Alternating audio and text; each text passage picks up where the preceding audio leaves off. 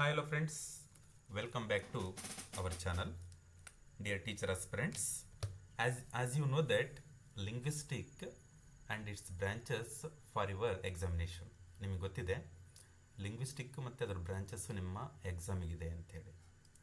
ನೋಡಿ, ಈ ಲಿಂಗ್ವಿಸ್ಟಿಕ್ಸಲ್ಲಿ ಏನು ಓದಬೇಕು, ಎಷ್ಟು ಓದಬೇಕು ಸ್ನೇಹಿತರೆ.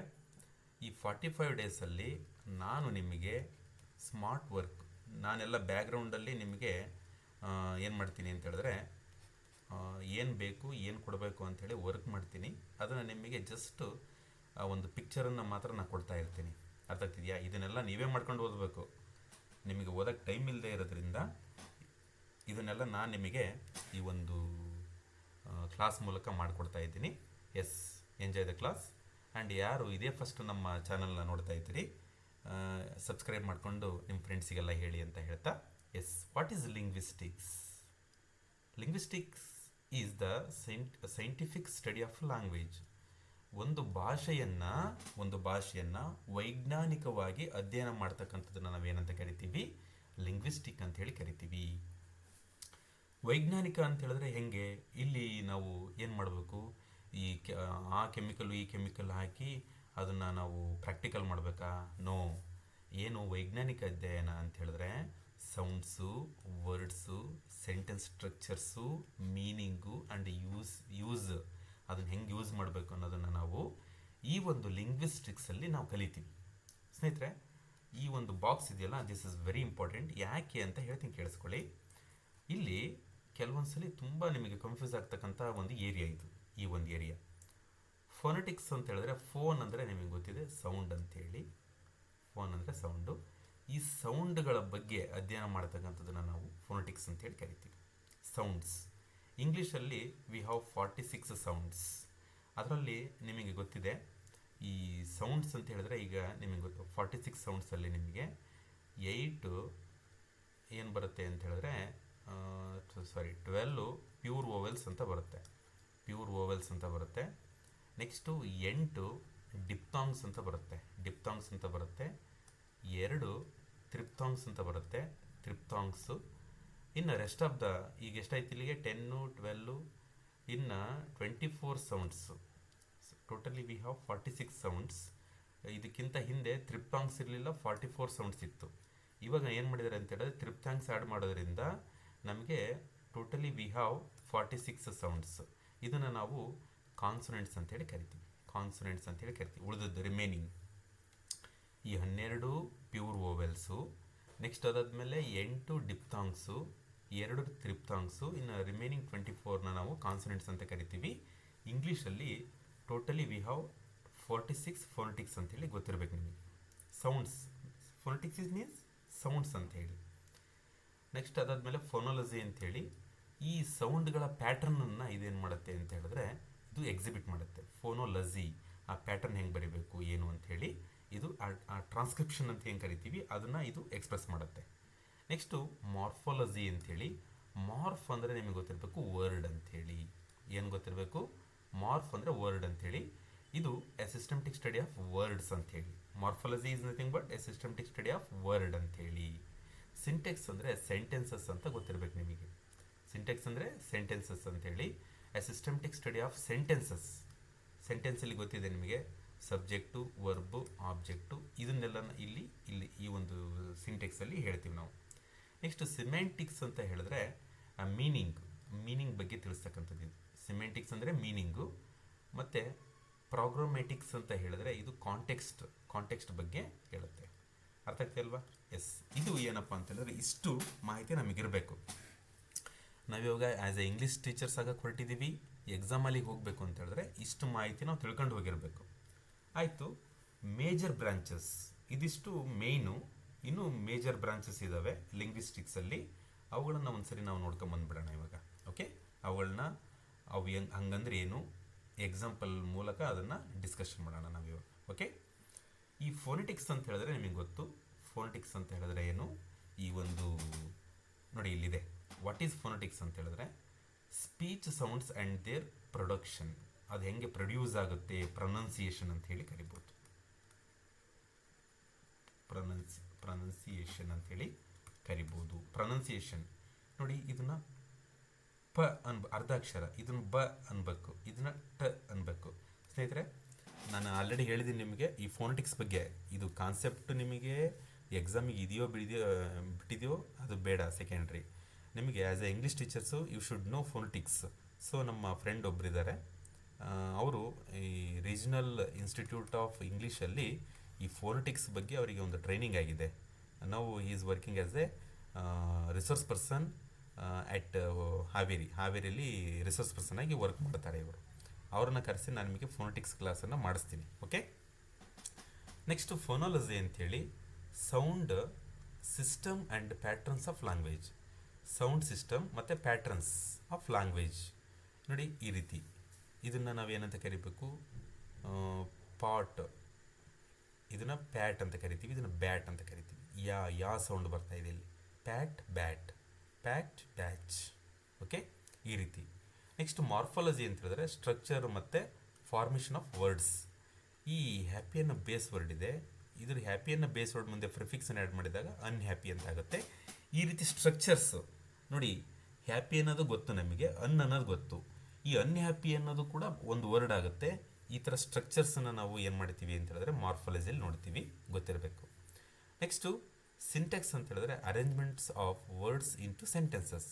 ಶಿ ರೀಡ್ಸ್ ಬುಕ್ಸ್, ಇದನ್ನು ನಾವು ಬುಕ್ಸು ಶಿ ರೀಡ್ಸ್ ಅಂತ ಓದಕ್ಕೆ ಬರಲ್ಲ. ಯಾಕೆ ಅಂದರೆ ಸಿಂಟ್ಯಾಕ್ಸಲ್ಲಿ ಅದನ್ನು ಸಬ್ಜೆಕ್ಟು, ವರ್ಬು, ಆಬ್ಜೆಕ್ಟ್ ಪ್ರಕಾರನೇ ಜೋಡಿಸಿರಬೇಕು ಅನ್ನೋದು ಸಿಂಟ್ಯಾಕ್ಸ್ ಹೇಳುತ್ತೆ. ಸಿಂಟ್ಯಾಕ್ಸ್ ಅಂದರೆ arrangements of word into sentences. ಈ ವರ್ಡ್ಸ್ಗಳನ್ನು ಹೆಂಗೆ ಸೆಂಟೆನ್ಸ್ ಮಾಡಬೇಕು ಅಂಥೇಳಿ ಸಿಂಟ್ಯಾಕ್ಸಲ್ಲಿ ನಾವು ತಿಳ್ಕೊಳ್ತೀವಿ. ನೆಕ್ಸ್ಟು ಸಿಮೆಂಟಿಕ್ಸ್ ಅಂತ ಹೇಳಿದ್ರೆ literal meaning of words and sentences. For example ನೋಡಿ, ಇಲ್ಲಿ ಬ್ಯಾಂಕ್ ಅಂತ ಇದೆ. ಬ್ಯಾಂಕ್ ಅಂತ ಹೇಳಿದ್ರೆ ಇದು ಫಿನಾನ್ಷಿಯಲ್ ಇನ್ಸ್ಟಿಟ್ಯೂಟ್ ಅಂತೇಳಿ ನಿಮಗೆ ಗೊತ್ತಾಗುತ್ತೆ. ಇದು ಸಿಮೆಂಟಿಕ್ಸ್, ಲಿಟ್ರಲ್ ಮೀನಿಂಗು ಅದರದ್ದು ಅರ್ಥ ಆಗ್ತಿದೆಯಾ. ಇನ್ನೊಂದು ಬ್ಯಾಂಕು, ಈಗ ನೋಡಿ ಲಿಟ್ರಲ್ ಮೀನಿಂಗು ಬ್ಯಾಂಕ್ ಅಂತ ಹೇಳಿದ್ರೆ ಫಿನಾನ್ಷಿಯಲ್ ಇನ್ಸ್ಟಿಟ್ಯೂಷನ್ ಅಂತೇಳಿ. ಇನ್ನೊಂದು ಬ್ಯಾಂಕ್ ಇದೆ, ಅದ್ಯಾವುದಪ್ಪ ಅಂತ ಹೇಳಿದ್ರೆ ಇದು ನದಿ ದಡ ಅಂಥೇಳಿ, ಬ್ಯಾಂಕ್ ಆಫ್ ರಿವರ್ ಅಂತ ಕರಿತೀವಲ್ವಾ, ಅರ್ಥ ಆಗ್ತಿದೆಯಾ, ಬ್ಯಾಂಕ್ ಆಫ್ ರಿವರ್ ದಡ ಅಂಥೇಳಿ.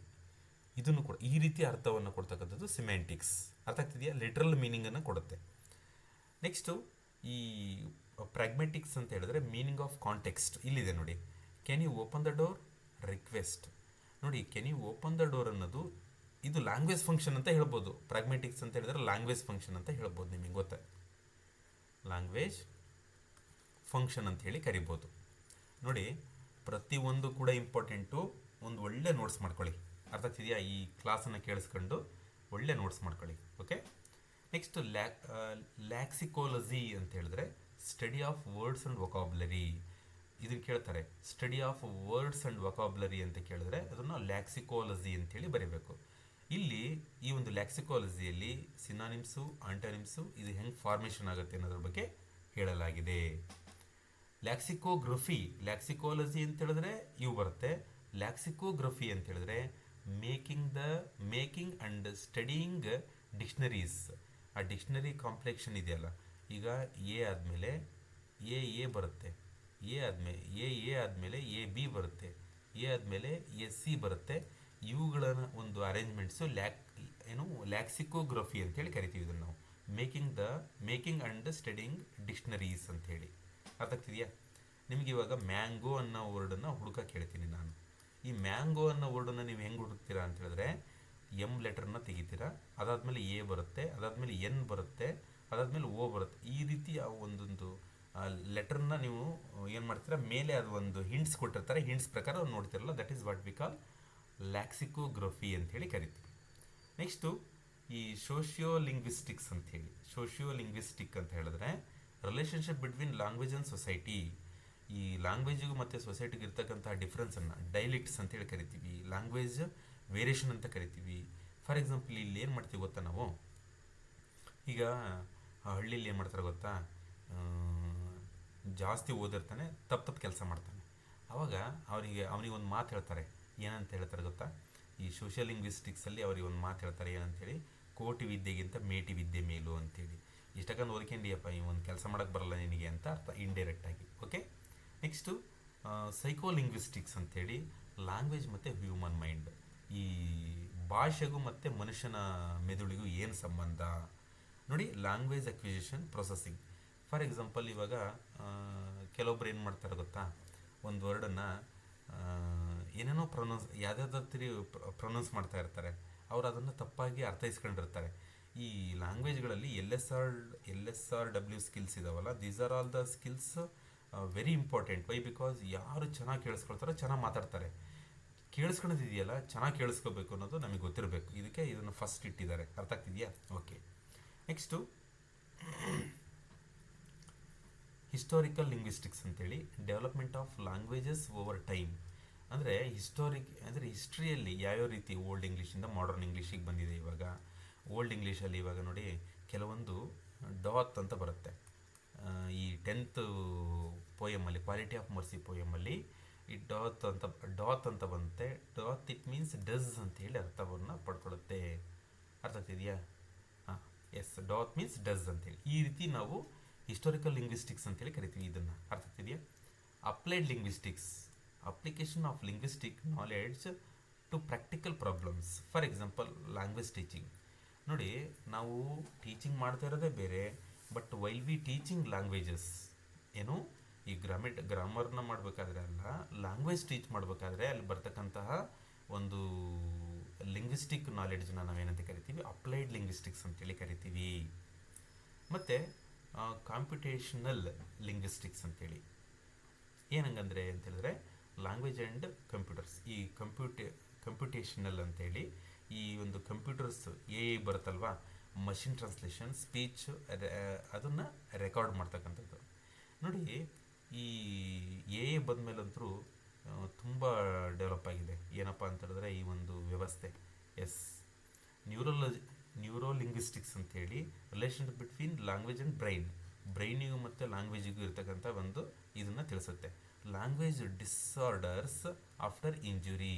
ಕೆಲವೊಂದು ಸರಿ ಅವರು ಏನಾದರೂ ಈ ವೆಹಿಕಲಲ್ಲಿ ಹೋಗ್ಬೇಕಾದ್ರೆ ಬಿದ್ದು ಅಥವಾ ಇನ್ನೇನಾರು ಆದರೆ ಅಲ್ಲಿ ಏನಾಗಿರುತ್ತೆ ಅಂತ ಹೇಳಿದ್ರೆ ಅವರಿಗೆ ಹಾನಿಯಾಗಿರುತ್ತೆ. ಆವಾಗ ಲಿಂಗ್ವಿಸ್ಟಿಕ್ಸ್ ವರ್ಕ್ ಮಾಡಲ್ಲ, ಅವರಿಗೆ ಡಿಸಾರ್ಡರ್ ಆಗಿರುತ್ತೆ.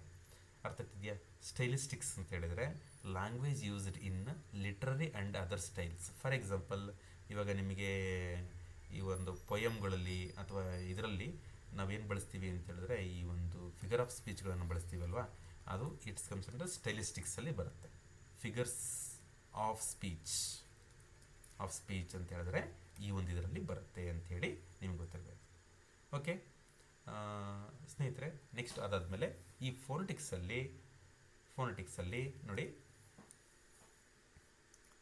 Studies how speech sound R produced. Phonetics ಅಂತ ಹೇಳಿದ್ರೆ ಹೆಂಗೆ ಆ ಸ್ಪೀಚು ಅಂದರೆ ನಾವು ಮಾತಾಡ್ತಕ್ಕಂಥದ್ದು ಪ್ರೊಡ್ಯೂಸ್ ಮಾಡ್ತೀವಿ ಅನ್ನೋದು. ಫಾರ್ ಎಕ್ಸಾಂಪಲ್, ನಿಮಗೆ ಈ ಫೋನೆಟಿಕ್ಸ್ ಬಗ್ಗೆ ನಿಮಗೆ ಈ ಇತ್ತೀಚೆಗೆ ಒಂದು ಡಿಕ್ಷನರಿ ಇದೆ. ಏನಪ್ಪ ಅಂತ ಹೇಳಿದ್ರೆ ನಿಮಗೆಲ್ಲರಿಗೂ ಗೊತ್ತಿದೆ ಅದು. ಇವಾಗ ನಾನು ಇದನ್ನು ಸೈಕಾಲಜಿ ಅಂಥೇಳಿ ನಾನು ಬರಿತೀನಲ್ವಾ, ಇದನ್ನು ನಾವು ಟೈಪಿಗೆ ಕೊಟ್ಟು ಸೈಕಾಲಜಿ ಅಂಥೇಳಿ ಬರುತ್ತೆ. ಅದ್ರ ಕೆಳಗೆ ಒಂದು ಈ ಥರ ಮೌತ್ ಚಿತ್ರ ಇರುತ್ತೆ. ಅದನ್ನು ಪ್ರೊಡ್ಯೂಸ್ ಮಾಡುತ್ತೆ. ಹೆಂಗೆ? ಸೈಕಾಲಜಿ ಅಂಥೇಳಿ ಪ್ರೊಡ್ಯೂಸ್ ಮಾಡುತ್ತೆ. ಆವಾಗ ನಾವು ಅದನ್ನು ಹೆಂಗೆ ಪ್ರೊಡ್ಯೂಸ್ ಮಾಡೋದು ಕೂಡ ನಾವು ನೋಡ್ಬೋದು. ಈ ಒಂದು ವ್ಯವಸ್ಥೆನ ನಾವು ಫೋನೆಟಿಕ್ಸ್ ಅಂತೇಳಿ ಕರಿತೀವಿ. ಮತ್ತು ಟ್ರಾನ್ಸ್ಮಿಟೆಡ್ ಆ್ಯಂಡ್ ಹರ್ಡ್ ಅಂತೇಳಿ. Next articulatory phonetics. ಇಲ್ಲಿ production of sound by vocal organs. ನಾನು ಈಗ ಮಾತಾಡ್ತಾ ಇದ್ದೀನಲ್ಲ, ಇದನ್ನು ಆರ್ಟಿಕ್ಯುಲೇಟರಿ ಫೋನೆಟಿಕ್ಸ್ ಅಂತೇಳಿ ಕರಿತೀವಿ. ಮತ್ತು ಅಕೂಸ್ಟಿಕ್ ಫೋನೆಟಿಕ್ಸ್ ಅಂತ ಹೇಳಿದ್ರೆ ಇಲ್ಲಿ ಏನಾಗುತ್ತೆ ಅಂತ ಹೇಳಿದ್ರೆ ಈ physical properties of sound waves ಏನಾಗ್ತವೆ ಅಂತ ಹೇಳಿದ್ರೆ ಚೇಂಜ್ ಆಗ್ತವೆ. ಅದು ಗೊತ್ತಿರಬೇಕು ನಿಮಗೆ. ಆಡಿಟರಿ ಫೋನೆಟಿಕ್ಸ್ ಅಂತ ಹೇಳಿದ್ರೆ perception of sound by the year brain. ಈಗ ಕಿವಿಯಿಂದ ನಾವು ಒಂದೇ ಸರಿಗೆ ನಮ್ಮ ಮೆದುಳಿಗೆ ಹೋಗುತ್ತೆ. ಈಗ ಫಾರ್ ಎಕ್ಸಾಂಪಲ್, ನಿಮ್ಮನ್ನು ಯಾರಾದರೂ ಕೂಡ ಇಲ್ಲಿ ಬಾ ಅಂತ ಕರೀತಾರೆ, ನೀವು ಅವ್ರ ಹತ್ರ ಹೋಗ್ತೀರಾ. ಯಾಕೆ? ಈ ಆಡಿಟರಿ ಫೋನೆಟಿಕ್ಸು ವರ್ಕ್ ಆಗ್ತಾ ಇರುತ್ತೆ ಅಲ್ಲಿ, ನಿಮ್ಮ ಕಿವಿಗೆ ಅದು ಕೇಳಿಸುತ್ತೆ, ಅದು ಬ್ರೈನಿಗೆ ಹೋಗುತ್ತೆ, ಅವಾಗ ನೀವು ಅಲ್ಲಿಗೆ ಹೋಗ್ತೀರಾ. Yes, this is what system ಅಂತೇಳಿ ಹೇಳ್ಬೋದು. ಈ ಫೋನಾಲಜಿ, ಮಾರ್ಫಾಲಜಿ ಇವೆಲ್ಲ ಗೊತ್ತಿದೆ ನಿಮಗೆ. ಇನ್ನೊಂದು ಸರಿ ಹೇಳ್ತೀನಿ.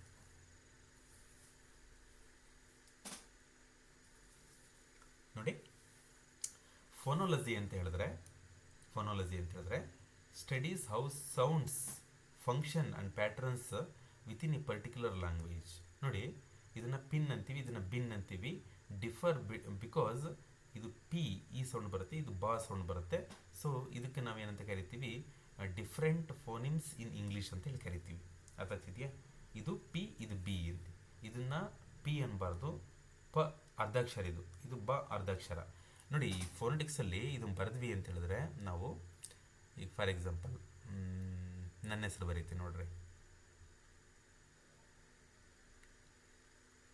ಸಿ. ಒಂದು ನಿಮಿಷ, ಇದು ಬುಕ್ ಎಲ್ಲಿದೆ, ಇರಲಿ ಈ ಕಡೆ ನೋಡಿ, ಇದನ್ನೇ ಬರೀತೀನಿ ನಾನು, ಪಿನ್ ಬರೀತೀನಿ ನೋಡಿ. ಇದು ಪಿ ಅಷ್ಟೇ, ಪ ಅಷ್ಟೇ. ಇದಕ್ಕೆ ಇದು ಇ, ಇನ್, ಪಿನ್ ಅಂಥೇಳಿ ಫೋನೆಟಿಕ್ಸಲ್ಲಿ. ಅರ್ಥ ಆಗ್ತಿದೆಯಾ? ಇದು ನಾನು ಇನ್ನೊಂದು ಕ್ಲಾಸಲ್ಲಿ ನಾನು ಹೇಳ್ಕೊಡ್ತೀನಿ ಕ್ಲೀನಾಗಿ. ಸ್ವಲ್ಪ ಗೊತ್ತಿದೆ ನನಗೆ. I will discuss in my next class. Okay. ಇನ್ನು ಮಾರ್ಫಾಲಜಿಗೆ ಬಂದ್ವಿ ಅಂತ ಹೇಳಿದ್ರೆ, studies the internal structure of words. For example ಇಲ್ಲಿ ಅನ್ನು, ಹ್ಯಾಪಿ, ಈ ಥರದ್ದನ್ನು ನಾವು ಏನು ಮಾಡ್ತೀವಿ ಅಂತ ಹೇಳಿದ್ರೆ ಮಾರ್ಫಾಲಜಿಲಿ. ಈಗ smallest meaningful units are called morphemes ಅಂತ ಕರಿತೀವಿ. ಅನ್ನನ್ನು ನಾವೇನಂತ ಕರಿತೀವಿ ಅಂದರೆ ಮಾರ್ಫಿಮ್ಸ್ ಅಂತ ಕರಿತೀವಿ. ಇವು ಅನ್ನು, ಹ್ಯಾಪಿ ಇವನ್ನೆಲ್ಲ ಸೇರಿಸಿ ಇವನ್ನೆಲ್ಲ ಬರೆಯೋದನ್ನು ನಾವು ಮಾರ್ಫಾಲಜಿ ಅಂತೇಳಿ ಕರಿತೀವಿ.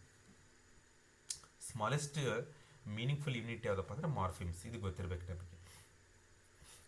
Sintex studies sentence structure and word order. ನೋಡಿ, the boy kicked the ball, boy the ball kicked the ಅಂತ ಇದು ತಪ್ಪಾಗುತ್ತೆ. Semantics studies literal meaning of words and sentences. ನೋಡಿ, the child is cold, the child is cold ಅಂತಿದೆ.